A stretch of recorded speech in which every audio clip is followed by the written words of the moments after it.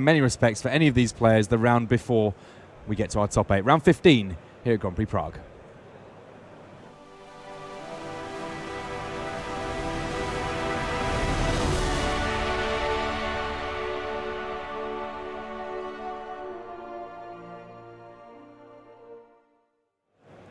Ladies and gentlemen, friends around the world, I hope you got your business socks on, because it is very much business time here in the Czech Republic. Round 15, and we have a couple of players here, Klaus Schmidt and Louis Deltour, who need to win this last round and then hope their tiebreakers hold up if they are going to be able to advance to the top 8, the elimination stages here of Grand Prix Prague. Schmidt on Ironworks combo, Louis Deltour on blue-white control. Frank Karsten, how do we feel about this matchup?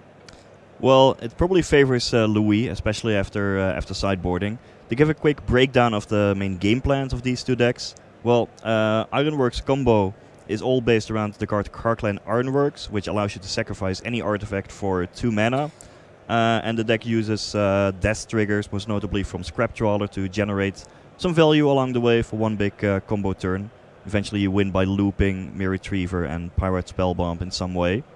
I mean, earlier this year, Matt Ness won 2 Grand Prix tournaments with the deck, and it has been a big part of Modern ever since. White-blue control, on the other side of the table, well, it just does everything you would expect a control deck to do. Answer the opposing threats, draw some cards, control the game with counter spells. As we see here, very important negate for the Karklan Ironworks. If that had resolved, then, well, Klaus Schmidt might have been able to go off, as we say. And well, eventually Louis plans to win with, well, for example, a big Planeswalker. Detention and Sphere here, able to target 2 copies of Mind Stone, get both of those key mana rocks out of the game, and that's going to set Klaus Schmidt back quite a bit here. The first copy of Ironworks being countered, a problem, and if you're Louis Deltour, how many cards do you really need to counter to be able to stop this combo? Well, if you can stop the Ironworks from resolving, as well as the Scrap Trawlers, I think those are the 2 key cards in Klaus Schmidt's deck, because they are so instrumental in setting up the combo. Then you are in good shape. All of the deck is filled with lots of setup cards in a way, like Terrarion, like Mox Opal, Mind Stone, more Chromatic Stars, Chromatic Spheres. You can let those resolve. So it looks like they're just double-checking the operations, the procedurals on this one. You crack Terrarion, you get to draw a card, and indeed then generate a couple of points of mana. It might be about the fact that if Klaus wants to be able to activate his Mox Opal this turn, he does need to tap it before the Terrarion goes to the graveyard, otherwise you lose Metalcraft. Ancient Stirrings, now 2 green mana floating. Ancient Stirring is one of the cards that kind of powers this deck right on up.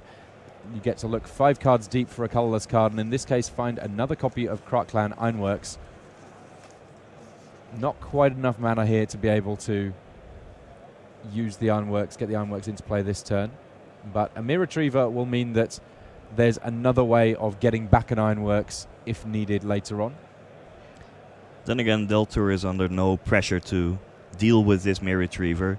It's not like he's going to point a removal spell at it, and even then the removal spells in his deck are Terminus and Pazzo Exile, which don't even activate the die trigger on Mirror Retriever. So if you're Schmidt here, you have a Karklan Ironworks. If you have the mana to cast it this turn, do you just jam it out there and hope that it works? Is that a winning line? Well, the thing is, it's not going to get much better if you wait. You know, sometimes against control decks you can wait for a while until you can bottleneck them on mana, but I don't think Ironworks is well suited for that. There is some merit to if you have the option between, let's say, Karklan Ironworks and the Scrap Trawler, and you believe that resolving Ironworks would be more valuable to first bait out a counter spell with Scrap Trawler, saving the Ironworks for the next turn. But if this goes to the late game, I think Louis's deck has so much card advantage that ultimately it's not going to get better. So you do need to try to win quickly, would be my guess, as the combo player. So Louis Deltour, he currently has a copy of Path to Exile in hand. He's got a couple of blue cards lurking towards the back of his hand here. Can't quite make out if they're counter magic, but I'm sure that we'll see some counter magic if there is any available. Snapcaster Mage, that'll do a reasonable job of making pretend, getting a negate out of the graveyard to be able to stop Prague Clan Ironworks number 2. Yeah, of course this blue deck is filled with permission, and that is why I do believe it has the edge in this matchup. Having the counter spells to stop the key combo pieces means that Claude is left with a bunch of Terrarions and Mirror Retrievers that don't do all that much by themselves. Yeah, this is a very anemic form of beatdown coming from Schmidt here. An opt from Deltour. Schmidt's even losing the damage race, even though this game definitely cannot be classified as a damage race. But just looking at the Snapcaster and the Mirror Retriever, well, one is a 10-turn clock, the other one is a 20-turn clock. Teferi, Hero of Dominaria, coming along now.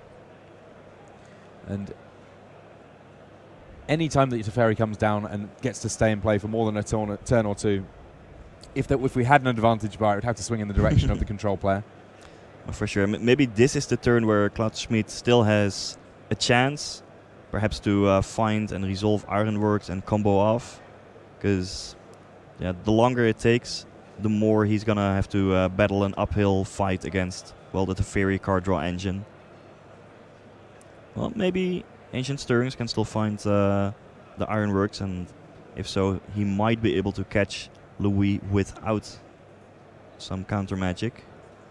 Yeah, it's a rough old spot when you're essentially having to hope that the control player doesn't have control cards in their hand. I mean, I think Louis is sitting with a Cryptic Command in hand, which he currently cannot cast, meaning that this is the turn where Claude has to get it together, because if Louis untaps and then has Cryptic Command, where he can counter something and then perhaps even bounce a Snapcaster Mage to get access to another Cryptic Command later, it might be just too late. Attacking Teferi's loyalty total, should I say, down to 4. Terminus off the top. Ugh. Yeah, might as well cast it just to make sure that that Mirror Retriever is not going to die and bring back, say, Prague Clan Ironworks from the graveyard. Teferi's ticking back up to 5. Yeah, it feels like your early prognosis accurate here. Deltour had the run of the green earlier doors with Detention Sphere to take out a couple of Mind Stones. From there, he was able to counter the first Ironworks, and once the first Ironworks was done, he got himself enough time to get everything else moving. Yeah, arguably the key card in this entire game was the early negate that Louis had for the Ironworks.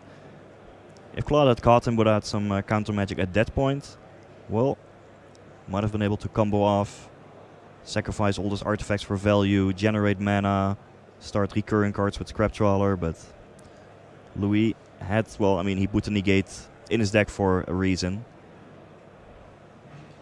Well, Cloud, he does have Ironworks in hand, but right now, even if he resolves the Ironworks, he's not really achieving a great deal with it. True, but I would still expect Louis to counter it. Oh yeah, absolutely. I mean, it's if you're looking for a good rule of thumb for your control deck, more often than not, countering the spell that your opponent's deck is named after is going to be a pretty good option. I'm sure that people can find me good examples where that's not the case. Maybe Bridgevine, there aren't too many either Bridge from Belows or Vengevines that get cast. Sure, you don't want to counter those. That makes sense. But that is that is an exception of the rule.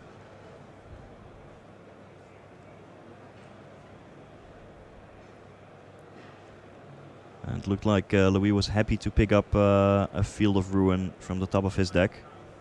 Oust, another form of removal that doesn't actually send the creature to the graveyard.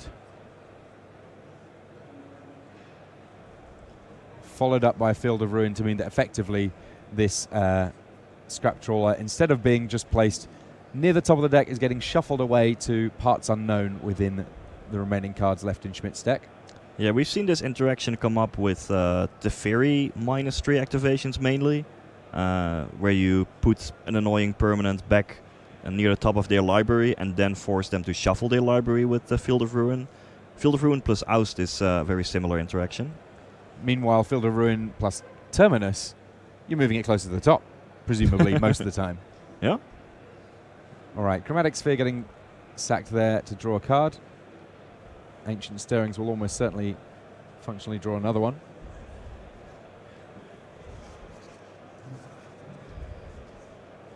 And if you're Louis Del Toro here, there's really no pressure to try and win this game especially fast. He just wants to make sure that at every stage in the game remains in control and is not going to get caught out by tapping down low at some point and then having Schmidt string something together in surprising fashion. Exactly, and he already has the win condition on the table. The Fairy, it is ticking up already.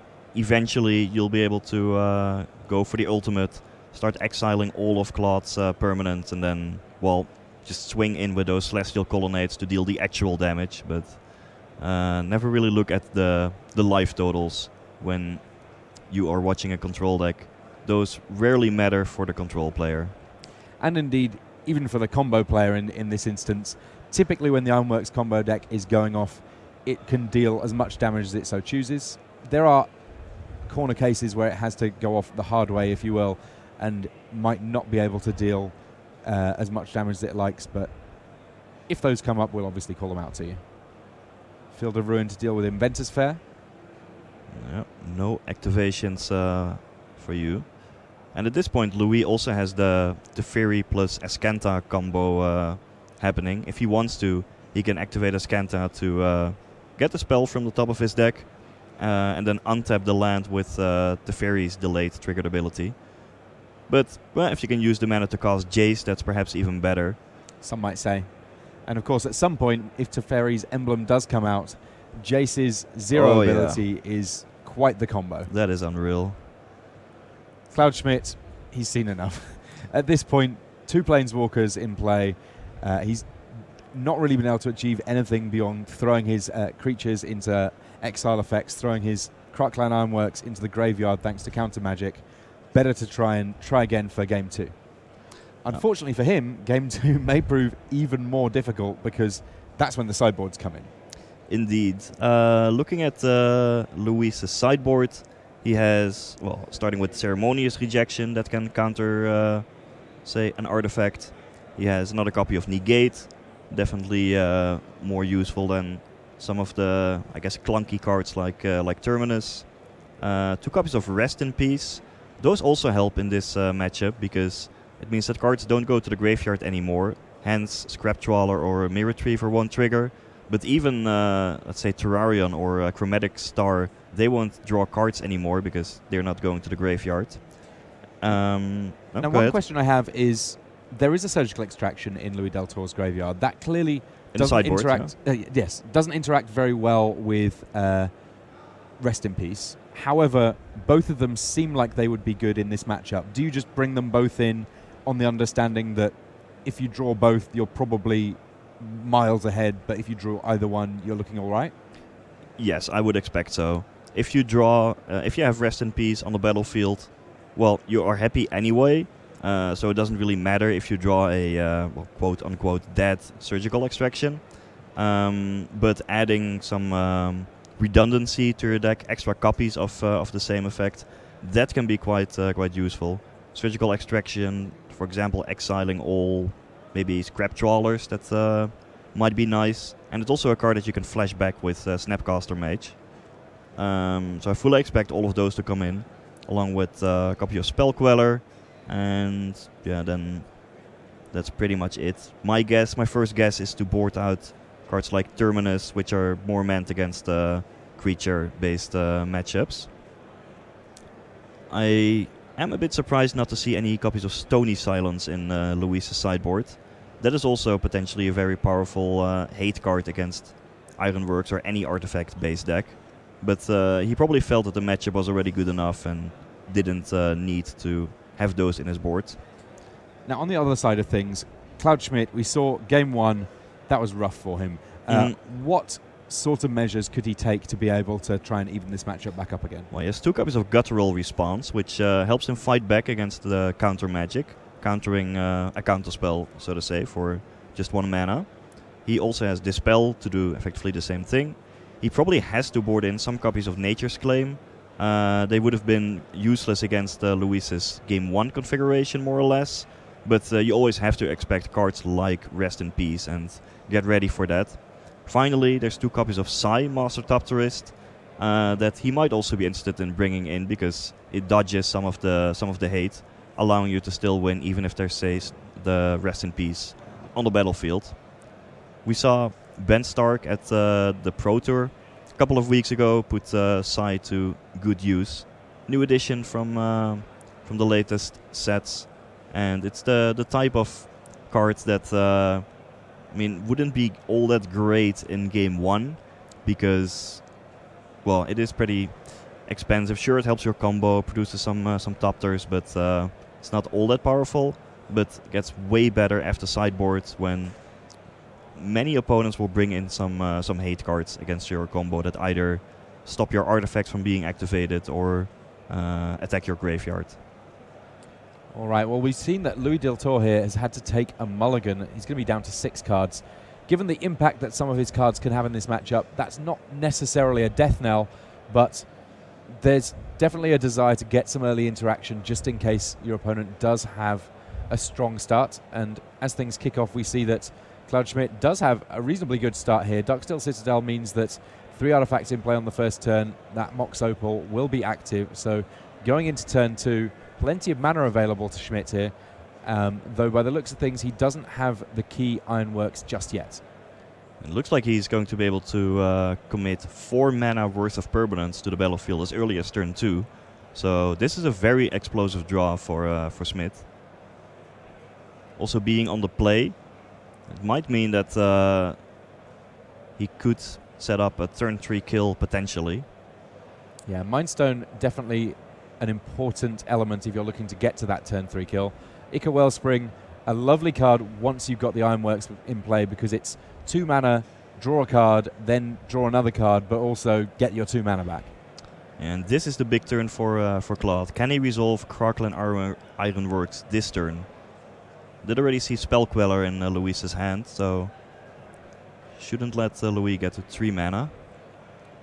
Ancient Stirrings suggests probably not. If there was another Mox Opal, potentially, I suppose.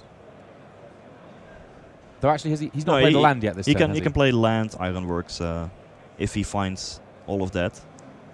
But given that he takes Chromatic Star, probably not. Looks like he is missing, well, the key card of his deck. Keep on digging. Drawing. That Chromatic Star letting you go a little bit deeper.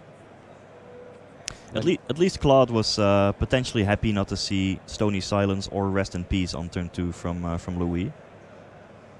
I guess the good thing about Rest in Peace is that it's good at basically any stage that you choose to cast it. True, true.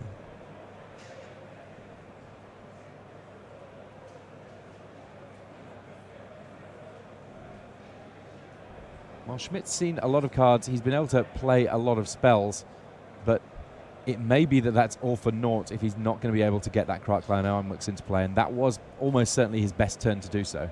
And he is sifting through his deck quite rapidly, which is also why the Crackline Ironworks deck is relatively consistent in finding its pieces. So many cards just draw new cards, but hasn't gotten there yet. And now Louis has the ability to untap, play land, and pass the turn with Spell Queller mana up.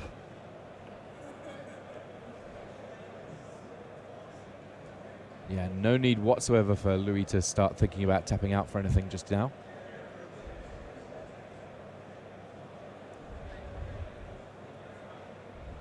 Schmidt with his 3rd copy of Ancient Stirrings. Del Toro, no interest whatsoever in trying to counter any of this card drawing. As usual, better to let all the card selection spells resolve and keep your counter magic for the actual threats. Now this is interesting. There is a defense grid, a card that has been brought in from the sideboard in these 5, but there's also a Crackline Ironworks. That is indeed a one-off in his sideboard. Well, he would like to pick up, well, if possible, he would like to switch his hand with all of these cards that he's currently looking at, because they are all the goodies that he wants. But it looks like he is going for the Ironworks. Maybe thinking, well, if I play defense grid, then I might prevent Louis from countering some of my spells, but I currently don't have anything in hand to punish him. So might as well try. And as expected, Spell Queller says no. Yeah, it's the sort of thing that if Defense Grid was going to resolve, then so was Crackland Ironworks. So in some respects, at best it would have been bait for counter magic. And here we have the draw step Vendilion clique, getting a maximum look at Claude's hand. And Louis says, well, sure, none of those are Ironworks. I can beat your hand as it is right now. Yeah, Buried Ruin can't get back the Ironworks because it was exiled. Then there is a Scrap Trawler, Mirror Retriever, and a Mox Opal. All good cards. None of them cards that represent Cloudschmidt actually winning this game anytime soon. And given that Louis's creatures both have flying, he just has Claude on a 4-turn clock, and neither the Mirror Retriever nor the Scrap Trawler can even block. Scrap Trawler does come out to play. And Cloud sacrifices his Mind Stone. The Scrap Trawler trigger means that he gets to get back a Chromatic Star. Value. Mox Opal replacing a Mox Opal. Not exactly value, but still free mana. There's the star. So now he currently has 1 mana. He can sink that into the star. Return his Mox. Yeah, you are getting to see some of the, well, bit of the engine that the Ironworks deck is capable of. Yeah, this is an interesting little. It's not a full loop, but it's a fun little. I mean, it's a loop without Ironworks. It's not so much a loop, but just creating a bit of value off of the Scrap Trawler triggers. Now imagine if there had been an Ironworks on the table. You know, sacrifice all those Wellsprings, generate mana, draw cards, get cards back with the Scrap Trawler. He would surely be able to assemble a win from that point. But that Ironworks is still lurking under the Spell Queller. Yeah, and I don't believe that Cloudschmidt has very many ways of taking Spell Queller off the board, because obviously that would be one way of getting an Ironworks into play. I would be surprised if he boarded in Lightning Bolt for this matchup. He might still have some Engineered Explosives in his deck. And Explosives for 3, which, let's see, he can currently cast with Mox Opal and 2 Grows. That would be a great answer. Not only deal with the flying assaults, but also getting back his Crackland Ironworks. It would unfortunately kill off his Scrap Trawler, which is not ideal. And another Vendilion click here. Gets rid of the first one, but means that Louis Del Tor continues to have perfect information as to what he's up against here. Mirror Retriever, Chromatic Star, Inventor's Fair, and Darksteel Citadel here.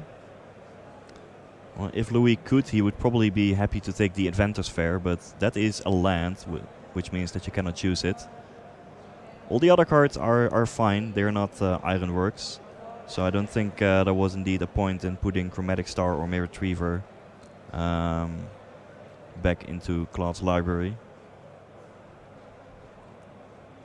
But we might see the potential for an Ironworks on the next turn, or even this turn if there's one still lurking on top of Claude's deck. But that Inventor's Fair does represent a way for him to get access to that Ironworks. I don't believe that he's got enough mana now to easily be able to do everything that he would like to on this turn. Mox Opals into Mox Opals that keep on coming back, though. I mean that the activation of these stars to dig a bit deeper isn't really costing him a whole lot.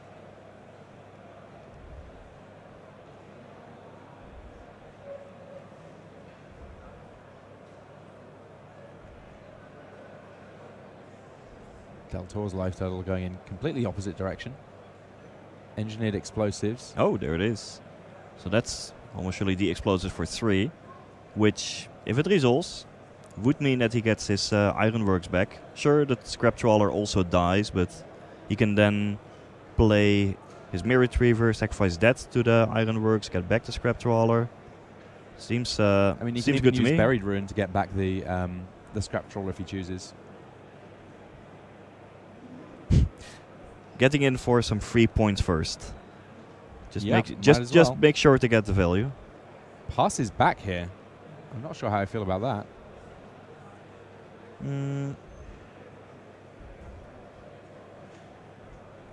Yeah, my first inclination was to just use the Explosives on my own turn. so that Spell Queller dies, and then you get to recast the Ironworks without paying its mana cost.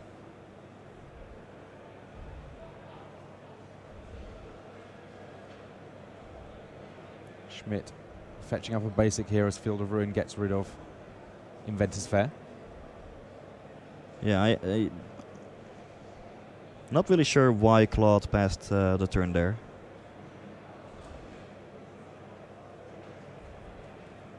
I feel like that just gave Del Toro more opportunity to find an answer for what's going on here, because when Spellcaller dies, the spell goes back on the stack. Is that correct? You get to cast it again without paying the mana cost. That is correct.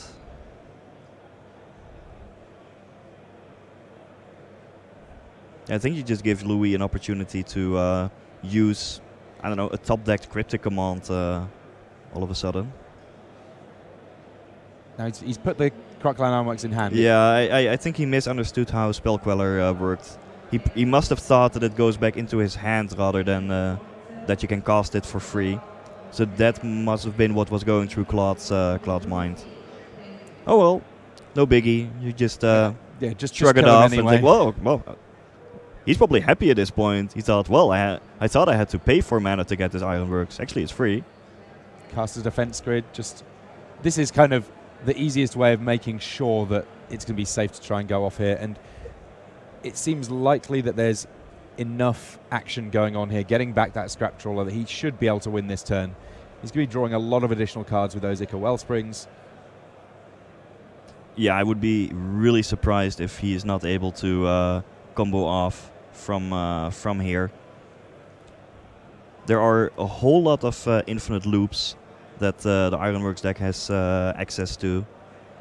I think if you have a Mirror Retriever, a Scrap Trawler, an Ironworks, and some other things in various combinations, you can usually get there.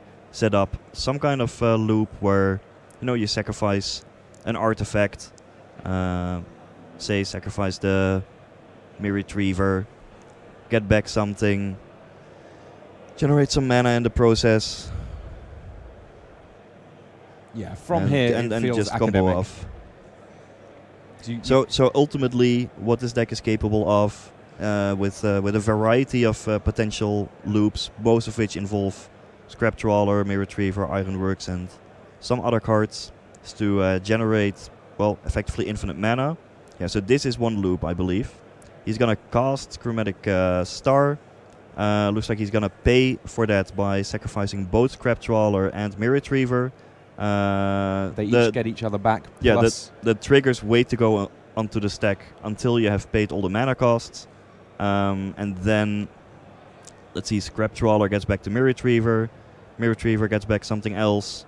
And you probably have to sacrifice... Mirror Retriever gets back the Scrap Trawler as well, but then you also get the trigger for the Mirror Retriever dying to the Scrap Trawler that gets back something that costs 1 or less. Yes, so and that is generating value along the way. And eventually you get to, well, infinite mana, infinite cards, and you find a Spyrite Spellbomb somewhere in your deck to win. So Louis Del Toro there, in spite of early disruption and getting a few things going, does kind of run out of steam a little bit, allowing Cloud Schmidt to force a game 3 here. A little over 20 minutes left on the clock, which should be all right for either of these players to potentially win this final round. A draw would not be something that either of them is looking for here, because this is kind of a hit and hope scenario, right? Each of them currently on 12-2. We believe that there will be some players on X2 records who do not make it into the top 8, and they desperately, each of these guys, want to make sure that they at least give themselves a chance of making that top 8, which means they have to get the win here. Yep. I can already give you a few small updates on some of the matches going on. Indeed, as we expected, on table 1, Andrei Strasky playing Band Spirits and Bernardo Santos playing Humans have ID'd, intentionally drawn. So they should be 100% safe to make it into the top 8 at 40 points. Also, Leszek Luti has won his match, moving to 39 points. Although his tie breaks are still pretty bad, so this is a win, and really cross your fingers, because the most likely scenario for him is that he ends up in 9th or 10th place. Though it must be said, if you get 39 points, even if you do not make the top 8 of a GP, you still get that Pro Tour invite, and that Pro Tour invite is gigantic. There are plenty of players for whom that Pro Tour invite alone is enough to make them very, very excited about their finish. So we've just heard that there's going to be a deck check on these guys. The way that this goes is towards the end of the rounds in any big tournament. If you've got players that are likely to make it into the top 8, you do end up having more deck checks just because it's much more ideal to pick up any deck registration problems before you get to the top 8, of course. And we're going to jump across to one of our other matches just so we can get a look in on that one while these players are getting their decks checked out. And actually, we're going to go to the very start of the matchup between Larry Pisper and Martin User. Hardened scales on one side of things, Hollow One on the other, and a good start here for Pisper. He's got the Mox Opal, he's got the Hardened scales, he's got the that's the animation module. So all he needs from here on out is some creatures. Basically, all of his creatures have things to do with +1/+1 counters, at which point he is absolutely off to the races. Yeah, so at this point, any card that puts +1/+1 counters on a permanent is going to put 2 of those counters on his permanents thanks to Hardened scales. And also, when that occurs, right, when you put 1 or more +1/+1 counters on a permanent, he can pay 1 mana, sink it into the animation module to create a 1/1 colorless artifact token. So this is pretty much the ideal start for Laurie Pispa. Hardened scales is the key card in his deck. We already discussed with when a deck is named after a certain card, well, you probably want to counter that one. Not many counter spells available to Martin Juza though. But if Bolori can untap and play, say, an Arcbound Ravager, Hangerback Walker, Walking Ballista, even Steel Overseal dishes out +1/+1 counters, he can really get his engine going and threaten up explosive kills. Speaking of explosive, Martin User's deck is not exactly a slow poach when it comes to get things going here. Let's see what he's going to be able to do in these first few turns. If he's got the big discard outlets, big draw and discard, he might get Hollow Ones into play. That doesn't look like it's going to happen. It looks more likely that he's going to have to go with a slightly more sort of slow-paced approach, and that could prove problematic because I don't think that Laurie Pisper is going to be hanging back on his heels too much here. No, I think Laurie still has his foot on the gas pedal, putting some extra robots into play, and there we start with Walking Ballista. Thanks to Hardened scales, it enters with 2 counters. Thanks to animation module, you get an extra servo token. And this is just the start of things. I mean, if needed, this Walking Ballista can shoot down the one creature on the other side of things, but to be perfectly honest, I think it's got bigger plans than that. Yeah, especially when you can just make it bigger on the next turn, turn it into a 4/4, and maybe then shoot down the Flameblade Adept and still have Walking Ballista on the table. Now Martin, in the meantime, I'm sure that he recognizes the danger that Walking Ballista represents, so he may be interested in pointing a Lightning Bolt at it. Then again, he also probably wants to play Burning Inquiry this turn to, well, I was thinking to boost his Flameblade Adept. He gets in a cheeky hit here, which suggests to me that the Lightning Bolt might well be coming. Yeah, I think Martin's going for kind of the safe play. If he had played Burning Inquiry pre-combat, then there was a risk of losing the Lightning Bolt to the random discard. Given that he didn't want to risk that, he wanted to play the Lightning Bolt before the Inquiry, but given that Walking Ballista would always shoot down the Adept in response to a Bolt, you have to attack first. So the sequencing all makes sense for the Hall of Famer from the home country. Okay, 3 cards going to the graveyard for Martin User, and a Bloodghast and a Flamewake Phoenix in the graveyard there. So that's not a bad set of hits. And then on the other side of things, well, it's 3 spells. It's an Ancient Stirrings, a Mox Opal, and what's the third one? An Evolutionary Leap, I think. Yeah, that's the one there, the card that lets you sacrifice creatures to go and search up more creatures. Obviously a nice combo with all those free servos that you're getting at various stages in the game. Juza definitely came out ahead in that Burning Inquiry, putting 2 of his key graveyard creatures into the graveyard. and, well, taking out 2 relevant business cards from Laurie's hand. Yeah, Pispa's hand actually after that, all lands. Ugh. Not where you want to be. This is not a deck that needs a huge amount of mana, even though it does have creatures with X in their mana cost. You don't really ever need to be casting those creatures with X being more than 1, to be perfectly honest. Yeah, maybe Laurie's game plan right now, given what he has remaining, is to go for an Infect kill. The Inkbond Nexus attacks for 1 poison per turn, but he also has animation module. For 3 mana you can choose a counter on a permanent or player and give that permanent or player another counter of that kind. And Infect counters also classify, I believe. Yeah, that's a relatively niche interaction, but one that could prove important in this matchup. Faithless looting now. And for those of you who have never really seen this Hardened skills deck before, it has been around for a while, but it has only been relatively recently that it has been doing well. It took lots of people to find the correct build of this deck, moving away from such affinity mainstays as Springleaf Drum, Ornithopter, Cranial Plating. Those are not in the deck. Instead, there's a way bigger focus on all of these +1/+1 counter synergies. Deck has been doing super well recently. GP Barcelona, Johan Fink finished 9th, and then on Magic Online it has been growing in popularity, even putting 3 players in the top 8 of the most recent mocks. So this is definitely one of the, not just one of the competitive decks in Modern, but one of the better ones, in fact. Yeah, it took a long while for Larry Pispa to pick up his first loss in this tournament, and in some respects he will ultimately feel disappointed with the way his afternoon's gone if, after having had such a good weekend prior to it, he ends up missing on this top 8 slot. Doesn't have another creature this turn though, just going to have to content himself with playing his, animating his Inkmoth Nexus, getting into the red zone, getting in a little bit of damage where he can, but he does, as you've mentioned, have enough mana up that he's going to be able to start using that animation module in order to be able to add a few extra poison counters. 2 poison currently for Martin User, 10 will be enough to take him out this game. It is probably plan C of the deck, if not plan D, but well, you gotta work with what you have. RXX2JP, great name in chat, asks, is regular affinity dead? I wouldn't say so, although I do believe that in the current metagame it is not as well positioned. There are a bit too many decks around that can just kill you on turn 3 and outrace affinity.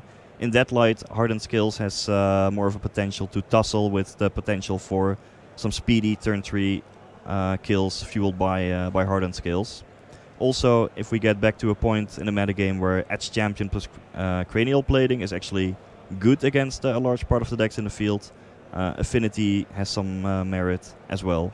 But currently, if you like Mox Opals and Arcbound Ravagers, I kind of like this Hardened Skills build, which does play completely different from, let's say, a regular Affinity deck. I mean, is there also the problem for Affinity that right now it is only one of a number of different decks that utilize artifacts very well, so people are bringing a little bit more artifact hate than normal? Yes, that is definitely a factor. I think the prevalence of Stony Silence has been rising after Matt Nass has been winning Grand Prix left and right with the Kraken Ironworks deck. So Martin User here, he's been doing a lot of work, but ultimately this is the first big payoff as he gets Gurmag Angler into play here from the big play there. We're going to get a chance to jump back to our main match. The deck check has finished. Don't worry, we will get a chance to see all of this one soon enough as we get back to Time Walk after this match completes. But this is a game 3. This is where one of these players potentially locks up their top 8 spot, and we get a chance to see from the early stages an early Mind Stone for Cloud Schmidt. One of the things that he needs to be doing if he wants to be able to go off before there's too much resistance is get a little bit of mana acceleration on the go. A decent start for Schmidt. He has the acceleration and he is not facing a Stony Silence or Rest in Peace yet. I mean, Luis's deck doesn't actually run Stony Silence, but Claude cannot be sure of that. Though it must be said, if this were a top 8 match, then decklists are available, that's true. But not yet. So Ickle Wellspring was the pickup there off Ancient Stirrings. And Louis Del Toro, again, just draws and passes. It looks like he does have a copy of Negate in hand.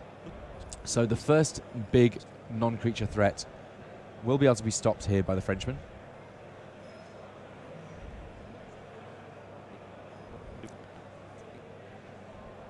Let's see what Claude goes for. Now is the time for defense grid. Yeah, you just have to counter that. If you don't counter it now, then that negate in your hand is not going to do much in the rest of the game. And honestly, if you're Cloud Schmidt, it's not the end of the world to see your defense grid get countered, because that's a piece of counter magic that was going to be aimed at one of your key cards. So you've successfully found the perfect test spell, I suppose. Yeah, you can see it as a colorless Thoughtseize in a way. Yeah, we've not yet seen the Ironworks combo decks splashing out to try and use Thoughtseize themselves, though they do have a few different ways of producing mana of all sorts of colors. You also cannot dilute your deck too much with all of those kinds of cards, because you still need to have a critical mass of artifacts in your deck in order to actually combo when you find Ironworks and Scrap Trawler. Also, Defense Grid can be returned, for example, by Scrap Trawler, so that's also a big plus over, say, Thoughtseize. Or indeed, it can be searched out with Inventor's Fair. No. Ooh, there's a Dispel. Dispel That's for huge. Command. We've got a Krark-Clan Ironworks in play, ladies and gentlemen. This is the point where Cloud Schmidt needs to see how much he can achieve, because all it would take would be some sort of bounce spell on the part of Louis Del Toro when he gets to untap, and he could potentially just do all sorts in this game. So initially, Cloud Schmidt generates a lot of mana by sacrificing some Darksteel Citadels. Now we've got a Scrap Trawler. That is a very, very important element here. There's still a Nickel Wellspring in play, and it looks like there's a Mirror Retriever as well. Cloud Schmidt may have found a way to get into this top 8, ladies and gentlemen. Yeah, he has almost everything. Let's see, he can also sacrifice the Wellspring later to generate more mana, draw more cards. But let's see, Scrap Trawler plus Mirror Retriever plus Ironworks is usually close to a loop. You do need well, some other stuff with it. It could be another Mirror Retriever. It could be... I mean, even a Mox let's see, Opal does this already work? Might be one of those complicated loops.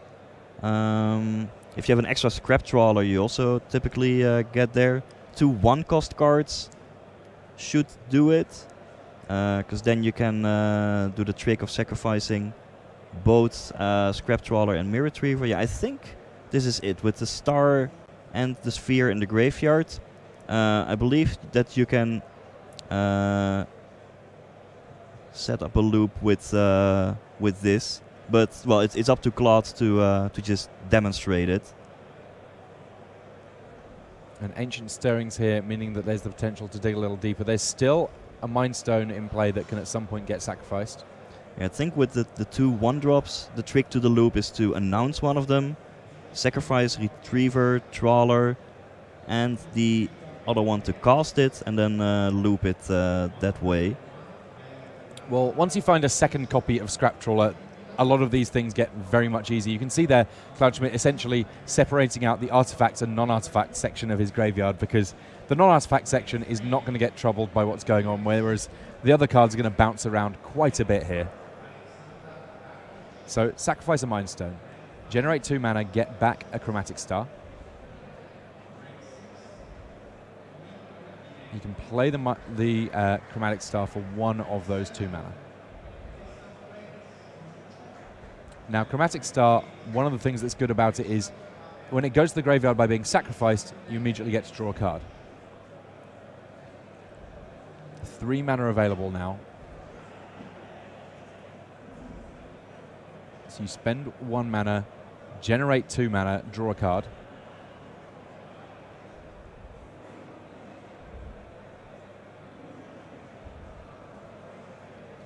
You can see Louis Del Toro there. That is the face of a player playing against an Ironworks player, comboing off, and Louis realizes, well, I was close to making top 8, not gonna make it.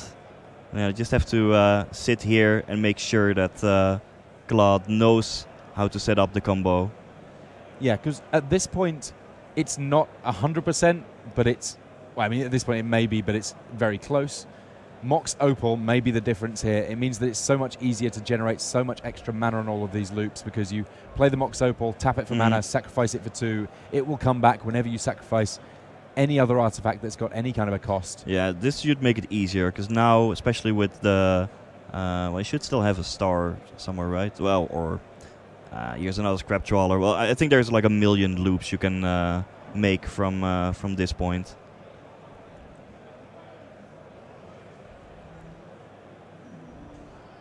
Yeah, I mean, you can get back so many different... One possible loop you can get to at some point is... I think he sacrificed the wrong card there. I think he was meant to sacrifice a Mirror Retriever. He's just returned 2 cards from sacrificing 1 scrap trawler. Yeah, because you have 2 scrap trawlers. Oh, of course. Sorry, my bad. I'm going crazy. Defense grid back into play, you know, just in case. If everything goes wrong, you've got a defense grid in play for future turns.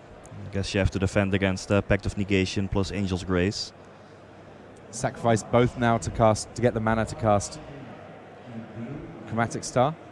Yeah, so you use those for the mana ability. Both go to the graveyard, and then triggers go on the stack. So Scrap Trawler can return Mirror Retriever. Mirror Retriever can return Scrap Trawler, and then Scrap Trawler's trigger for the dying Mirror Retriever returns Chromatic Star. The look on Louis Del Tor's face, he's gone from sort of looking around, seeing if anyone else is seeing what's going on. Now it's like he's in some sort of Clark Clan Ironworks purgatory. Poor Louis. He's not dead, but he's far from alive at this point. Meanwhile, Cloud Schmidt, he's doing his best to be a virtual blur here as he goes through the various motions to get things going. Yeah, I believe he has demonstrated, or is trying to demonstrate a loop by now. Yeah, he's back to the spot he was in a while ago, except every time he does this, he goes up 1 Chromatic Star, so he can just keep drawing cards while doing the same thing, then eventually make infinite mana. And yeah, he did look it. at the look there on Cloud Schmidt's face. He finds the Pirate Spellbomb to eventually win. And Louis was just waiting to make sure that that card was indeed still in Claude's deck. Yeah, that was, well... Congratulations, Claude Schmidt. Yeah, absolutely. It was one of those things where, on paper, the matchup's a little bit tricky. There's more meaningful ways of disruption for the blue-white control deck than for many decks in the format. However, it turned out that Louis Del Tor wasn't able to find disruption literally every single time. We will be back after these messages with the conclusion of the match of Martin User. Do not go anywhere. There's far more of round 15 after these messages.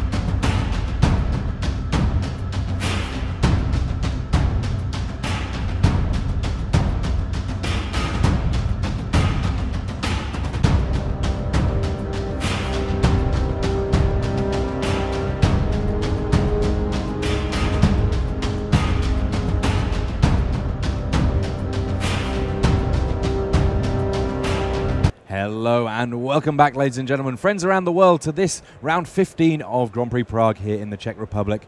And we have a few results before we get back into our time walk matches over in our feature match area. Frank, there were a lot of players playing for top 8 this round. We've already got a few results from outside our feature match area. Who's looking good as we get to the tiebreaker sweats? Well, on table 2, Javier Dominguez won his match. So he moves to 39 points, and with good tiebreakers, I do believe that he will be able to make top 8, playing Jeskai control. His opponent, Joachim Haram, well, he's still at 39 points with mediocre tiebreaks, but he might still make it in with his Banned Spirits deck. Furthermore, on table 5, in a win, on table 6, in a win and, well, maybe in, depending on tiebreakers, Kenneth Pletink defeated Jonas Eloranta. And on table 7 in a similar match, Yuya Hosokawa defeated Pablo Bayerink. So those players move to 39 and might make top 8 if their tiebreakers hold up. And will definitely make it to the Pro Tour, because that's how many points you need to make it to the Pro Tour. But we still have a few players in our feature match area that are hoping to get to that magic number 39 as well. Let's head back down to our feature match area, see a little bit more of the matchup between Larry Pispa and Martin User. Literally from exactly where we stopped off, Germag Angler finally getting into play alongside Flamewake Phoenix for Martin User. He's got a few things going, but Larry Pispa in this game won. He started out very hard and fast with Hardened Scales and Animation Module. Just needs to find some creatures now, and he will be able to potentially put this one away. But each and every turn that he goes without making a creature is not looking good for him here. The best that he's able to do is get in points of damage with his Inkmoth Nexus and hope that poison is going to be enough. Yeah, but he is under a pretty fast clock. In the meantime, Martin has added a lot of power to his board. So between 2 Inkmoth Nexus and an animation module that can add infect counters as well, Laurie can win after 2 more combat steps. But I am not sure he will actually get that time looking at Martin Juza's board. Yeah, I feel like Pispa really needs to hope to draw into an Arcbound Ravager so that he can start putting real counters on those Inkmoth Nexi and then being able to get in and end this game before too many turns have passed, because Martin User's attacks here substantial. Yeah, if there is an Arcbound Ravager on top of Pispa's deck, then he can set up an instant win with Infect. Even if there is something like, I guess, well, maybe Walking Ballista, Hangback Walker, those kinds of cards might be too slow even at this point. Although they might give him just barely enough time to win with Infect damage. But at this point, Laurie is behind in the race. So 2 more copies of Flamewake Phoenix coming in from the graveyard, and Martin User swinging with everything that he's got. Inkmoth Nexus having to animate here on defense, and I think that there's a Lightning Bolt available to Martin User here. Doesn't go for it right now. This is 8 damage that will be getting through. Nice use of a welding jar here to potentially keep alive. He cannot do this. I'm pretty sure that Inkmoth Nexus had Summoning Sickness. Since it's activated, it can currently not tap for mana. Oh dear. An awkward misstep here from Larry Pispa. I don't think it matters too much. It's not like this animation module was instrumental to his game plan. The way I look at the current game state is that, well, Laurie just has to top deck Arcbound Ravager on the next turn, or he's going to lose before he can win with Inkmoth, with Infect damage.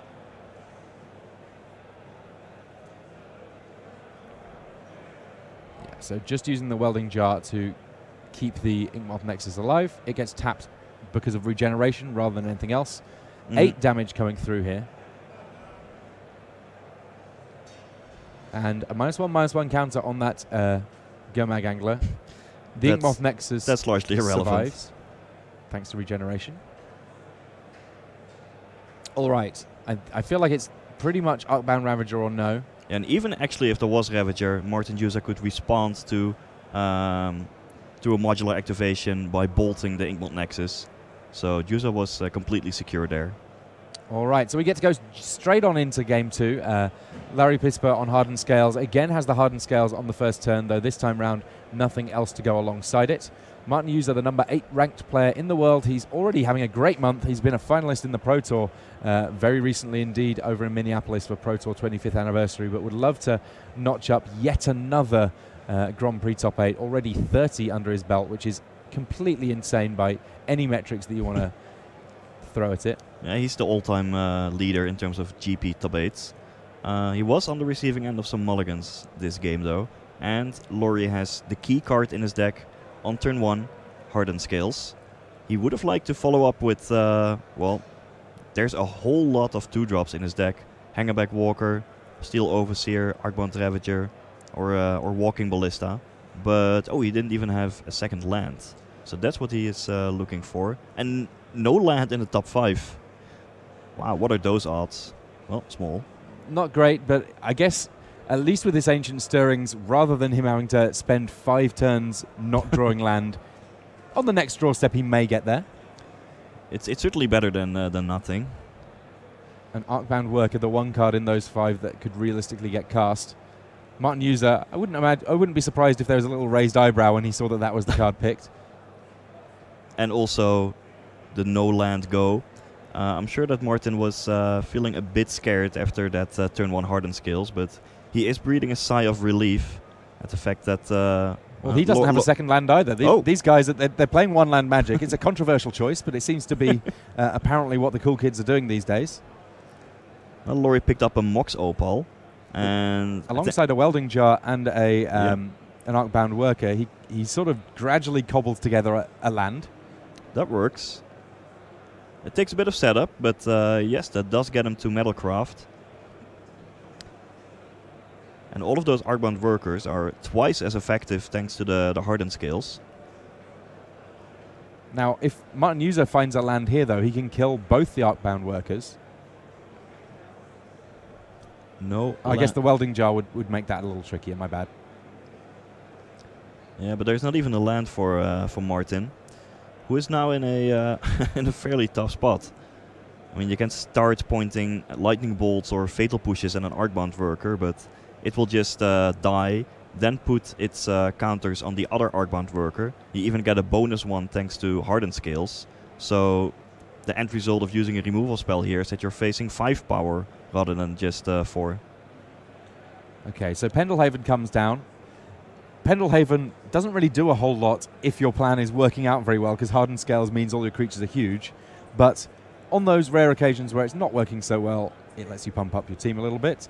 Here you've got a Hangerback Walker immediately coming down as a 2-2, thanks to Hardened Scales. Things are quickly getting out of hand for this Hardened Scales deck. And I'm trying to figure out a possible game plan for Martin, how he should use his removal spells, what he can work towards. Because using a removal spell here just doesn't really get you anywhere. All of these creatures actually want to die, because then you get a bonus out of it. Maybe you just start pointing lightning bolts to Laurie's face, and then hope to draw, let's say, land into Goblin Lore, get some hollow ones, discard some Flamewake Phoenixes, and try to win in the air. Might be a possible plan. I mean, you have to go through these scenarios and at least envision some potential way of winning the game. Because pointing the removal spells at the creatures is just not going to be effective. In this case, Martin User, he shoots the Hangerback Walker, and I think that if there's going to be a creature that's to shoot at, it kind of is that one, just because if you kill the Arcbound Workers, it just makes the Hangerback Walker itself so much bigger. Welding Jar here can keep it alive. User knows, of course, that he's got more removal where that came from.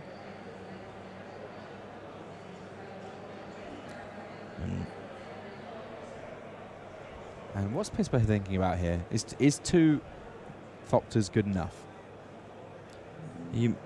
Like, I was trying to get a glimpse at his hand. I think he does have another copy of Hangerback Walker in there. I caught a little glimpse. Yeah, but maybe also one of the artifact removal spells that would allow him to kill his own Nature's Claim, that would allow him to kill his own Hangerback Walker at will. if you're gonna point that card at your own Hangerback Walker, you may want to wait and turn until it has grown to a 4/4 and get way more tokens out of the deal.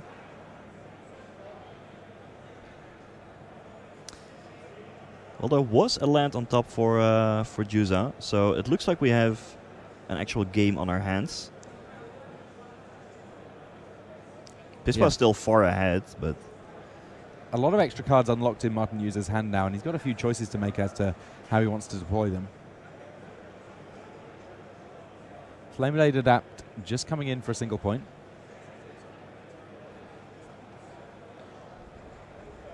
Now, just so you guys know, at some point it's possible that we may briefly go quiet. The reason for that is that the last few results in the room are just coming in at the moment, and we want to make sure that we don't spoil our own announcement later on as to what the top 8 is, or indeed the rest of this match, by you overhearing who's in the top 8 just yet. Suffice to say, as soon as we get to the end of this round, we will make that announcement as to who you're going to be seeing in the elimination stages here in Prague. And Martin decided to go for the control plan. That is another viable plan that he has access to. Rather than just spinning the wheel and casting the Goblin Lore, he is just trying to control the board. Grim Lava Monster does allow that. More Hangerback Walkers.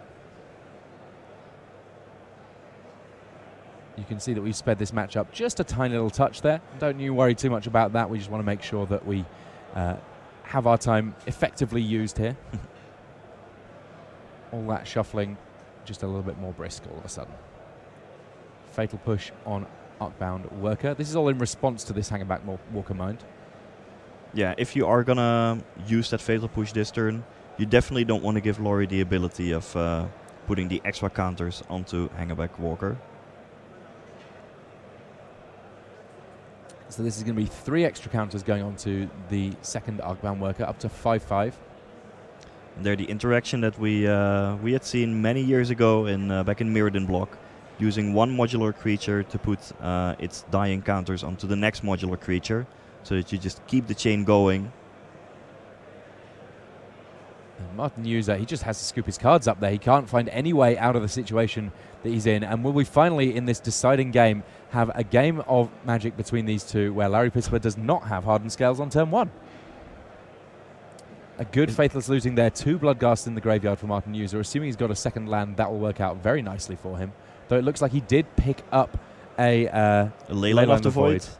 Yeah, you do want to have that one in your opening hand. Not so much drawn later on. He can cast it at some point, but he would have liked to have it very early to take out the modular ability on Arcbound Ravager, Arcbound Worker, and also make sure that Hangerback Walker doesn't actually die and produce tokens. So Pispa here, he had Mox Opal, he had Welding Jar, no third artifact to turn on Metalcraft immediately, but one has to imagine that that's only a turn or so away. Well, those 2 Bloodghasts in the graveyard are ready. They want to get involved. They've not had quite as much of a workout this particular round as they might like, but the Vampire Spirits come in as a Wooded Foothills comes into play for Martin User. And we also have a Burning Inquiry here. So each player drawing 3 cards. They'll each then have to discard 3 cards at random. Martin User's deck, the one that can really make the most out of this far more than the one on the other side of the table. I mean, that's why he put Flameblade Adept, Hollow One, and Gurmag Angler in his deck, to break the symmetry in a way. All right, so there's a Lightning Bolt, a Leyline of the Void, and a land going to the graveyard. Larry there points out the Leyline of the Void. He can't help himself. It's just amusing to him how that all panned out. But at this point, Martin User perfectly happy to discard it. It's not a useful card for him at any stage for the rest of this game, really. Laurie did pick up a Hardened Scales, though he did have to discard 2 lands. He was land-light, so that's a pretty bad discard on the Burning Inquiry for Pispa. And User now is going to be able to cast a Faithless Looting, which means that he will be able to get another creature into play in the form of Hollow One. He already discarded enough cards this turn to cast it for free, maybe more. Maybe there's another Hollow One, maybe 2. Well, I think he might have another copy of a Leyline of the Void in hand, which he doesn't mind discarding. No more Hollow Ones, but I mean, passing the turn on turn 2 with 8 power on the battlefield is also not bad at all. Laurie's deck definitely is capable of similarly ridiculous feats, with some broken Hardened skills, Mox Opal and Arcbound Ravager draws. But, well, he does have to hope to draw a land here. No land. This must feel so bad when you have a decent hand and then have to discard 2 lands to the Burning Inquiry. He's also pointing it out. Yeah, I mean, this is what the not like this emoji is, emote is all about on Twitch. Just the moment that you had everything you needed in your hand, and then pure chance was enough to strip those lands away. It's sometimes how it goes. But it's not over yet. So Laurie still has some time. He will be able to achieve Metalcraft and put the most important card in his deck on the battlefield this turn if he so pleases. Yeah, starts things off. He's got to play an artifact of some form to get that Mox Opal going. Goes with an Arcbound Worker with just the 1 counter on it. Now the Mox Opal's live and he gets to cast, well, presumably a Hardened Scales here. Thinking about animation module as well, but yeah, there goes Hardened Scales. Yeah, kind of a weird sequencing to play Worker before Hardened Scales, but he had to do that in order to achieve Metalcraft first. And Martin User, it's about making hay while the sun shines here, getting as much damage in as he can before Larry Pesper is able to draw out of this somewhat unfortunate collection of cards that he's had in these early stages. Juza saw the potential of the Hardened Scales deck on the previous game, so he will have to try to win as quickly as possible. 8 damage coming on into the red zone, and no real incentive for the block this turn. That Arcbound Worker gets a lot stronger when there's a creature with which to move counters onto with Modular, and indeed a boost from Hardened Scales. And definitely does not want to be sacking that Welding Jar to keep it alive just yet. Flameblade Adept coming down. That will be another one that gets made a little bit better because there is a Goblin Lore in hand for Martin User. Wait, is he going to play the Goblin Lore already? I would have expected him to wait with it for a turn, so that he can get the discard boost on Flameblade Adept soon. So we're just going on mute briefly as we are going to have our announcement of the top 8, but we'll be back live and loud soon enough.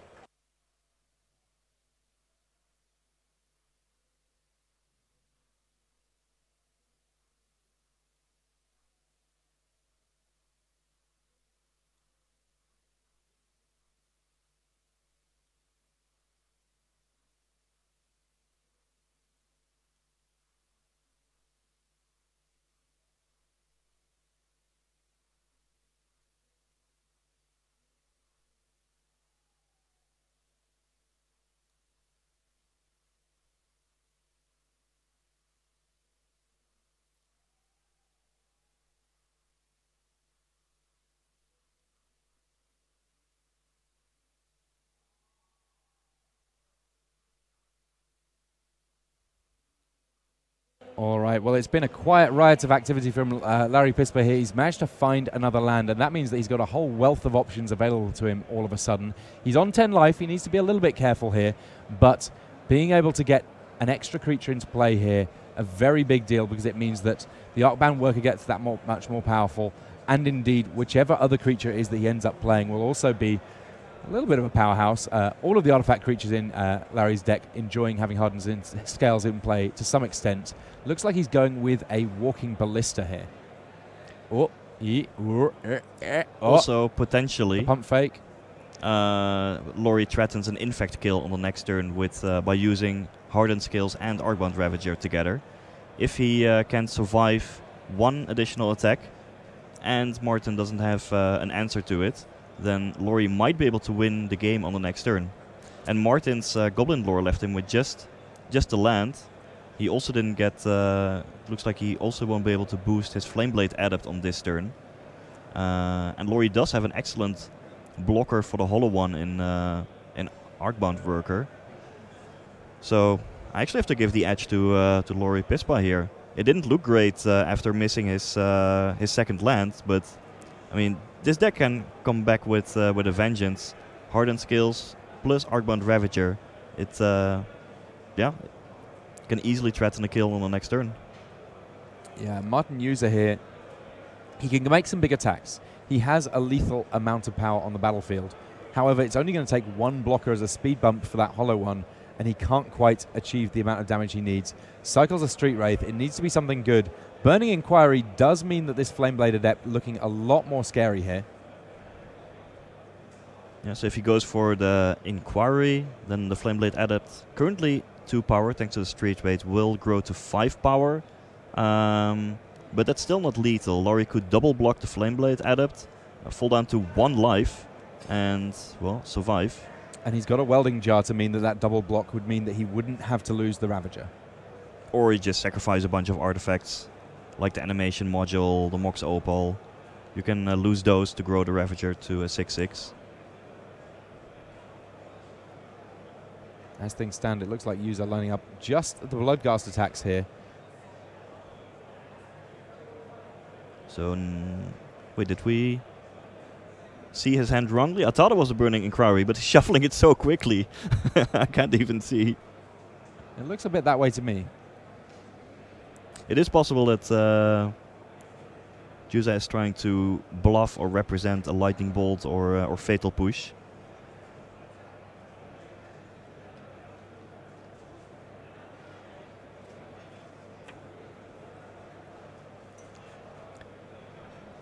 But yeah, as I mentioned, if Laurie goes for it, then Ravager plus Inkmoth Nexus, that will represent lethal infect damage on the next turn, easily. Easily. Still with Welding Jar backup, but if Laurie goes for that particular line, and Martin responds by bolting or fatal pushing the Inkmoth Nexus in response, sure, you can regenerate it with Welding Jar, but then it will still be removed from combat, and you would face lethal damage on the swing back, so that seems a rather risky and dangerous play to make for Laurie.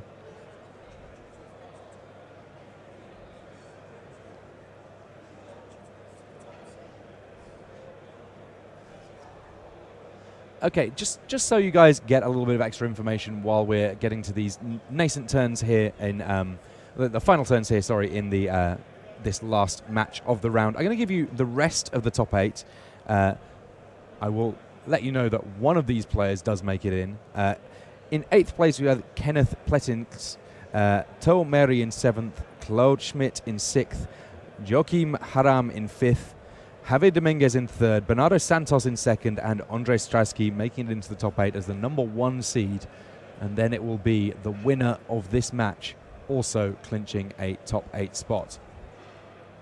And, well, I was talking about this potential infect kill the whole time. Given that Martin is already down to 14 life and Hardened Skills plus Arcbound Ravager gets you there super quickly, setting up a kill with Walking Ballista is also a possibility. Apparently there's still an Ancient Grudge in the graveyard for Martin, but, well, Laurie has Welding Jar to guard against that. I guess that the Ancient Grudge plan would have been good enough against at least the infect kill, because when you regenerate, you're removed from combat, whereas this way around, you do get to deal the damage. Yep. And, well, this does represent lethal. If he eats Mox Opal, the Servo Token, and Animation Module with Arcbound Ravager, putting it to 12 power, then sacrifices Ravager to its own ability and uses Modular to move them over to the Walking Ballista, well, you do get with actually 15 counters onto the Walking Ballista in the end, still with Welding Jar as a safety valve.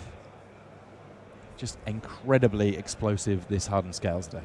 And remember, Laurie missed his second land drop after that devastating Burning Inquiry, so it doesn't need a whole lot of time or a whole lot of turns to get back and set up the potential win with Hardened Scales plus Ravager plus Walking Ballista.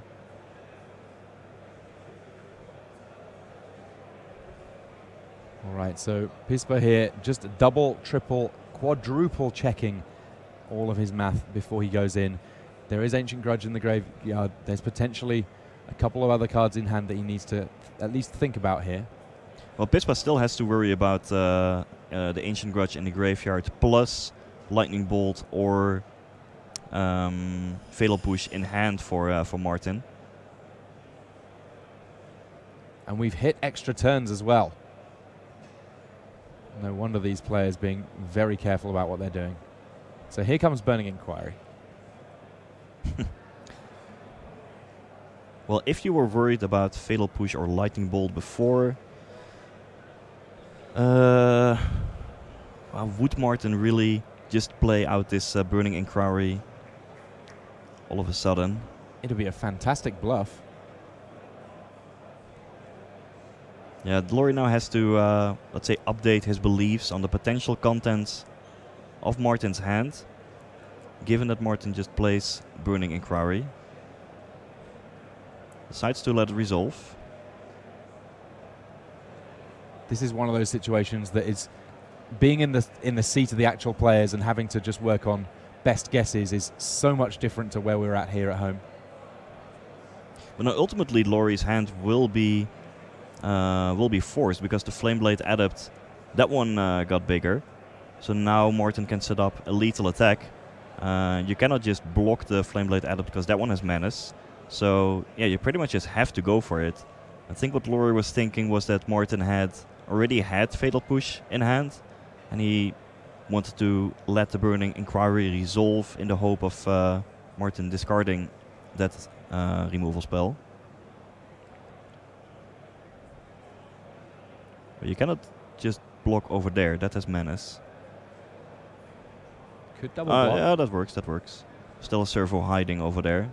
So, that is true. You can potentially survive here. But then if you don't do anything, the Walking Ballista would die, which also seems bad. I guess you still have a Ravager, plus the Inkmoth Nexus to attack back for lethal as an alternative line. Pispa playing it ultra safe here.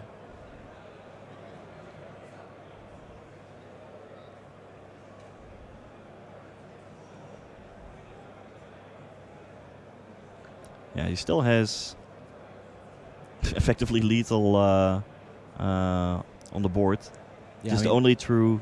Now he gets to attack for a lot. Yep. And he's been playing around removal spells from Martin this whole time. Bloodghast cannot block. If Martin just passes the turn without playing a blocker, then it's going to be easy for Laurie. Just attack with both creatures, boost the Ravager a little bit, and, well, threaten lethal damage. If Martin respawns by killing the Ravager, then sacrifice it or just use it to put the counters over to Walking Ballista. All right, well, Martin's empty-handed now. Okay, so only has to worry about the Ancient Grudge in the graveyard. Just double-checking that there's not more than one. Well, it wouldn't really matter because there's only one green mana available to Martin.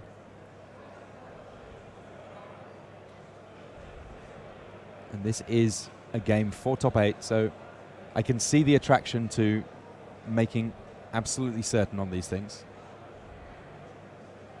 Could Laurie perhaps even set up double lethal? Like trying to make a lethal Inkmoth Nexus and a lethal Walking Ballista? I mean, Hardened goes quickly, but I'm not sure it goes that quickly.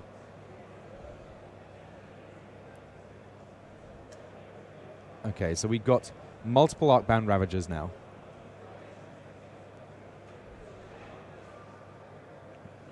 I'm not really sure what that changes against the threat of an Ancient Grudge. There's still, like, once Laurie sacrifices a Ravager and attempts to move over a whole lot of counters to Walking Ballista, Martin can respond by grudging the Walking Ballista. And I don't think Laurie will be able to make two, let's say 10 or 11 Ravagers. If he had two big Ravagers, he could get around the removal spells. But he's not there yet. You can certainly force a chump block by the Grim Lava Monster by attacking with the Arcbound Ravager.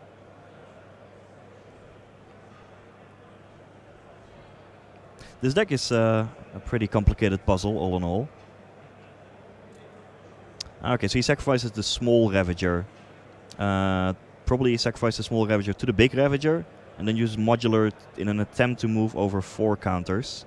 If Martin responds with Ancient Grudge, then Laurie can turn his Ravager into a 12/12 in response, sacrifice that one, and kill with Walking Ballista in response.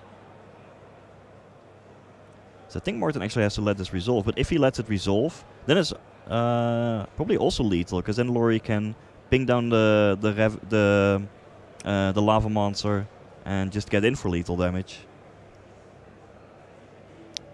And Laurie should have it here, right? In response to this grudge, just sacrifice 3 more artifacts to the Ravager, make it a 12-12, then move over the counters to the Walking Ballista, and it should be lethal. And Martin is empty-handed, nothing else going on. Laurie just making sure he is like making these decisions in an attempt to make top 8. So lots of pressure, a lot on the line here. But I do believe he got it locked up. 8 counters, 10 counters on that, 12 counters on Arcbound Ravager. Martin User at 13 life. Arcbound Ravager moves enough counters across that this will be the victory. There's the handshake. Larry Pisper, he is our final member at the top 8, ultimately getting in 4th place, so just in the top half of the bracket in his quarterfinals. He will get a chance to go first. Our quarterfinals, our entire top 8, not far off at all now, but let's have a look at these final standings before we go across there. Andre Strasky, 40 points, top of the standings. He'll be going first throughout the entirety of the top 8. He is on Bant Spirits. Then we have Bernardo Santos on Humans. Below him, Javier Dominguez. He is on Jeskai Control. Then we have Larry Pistol. We've just seen him. He's on Hardened Scales. Then we have Joachim Haram, who is on another copy of Bant Spirits. So 2 Bant Spirits in our top 8 thus far. Then we have Cloud Schmidt. We saw him on Ironworks. Teo Meri, he is on Humans. 2 Humans in our top 8.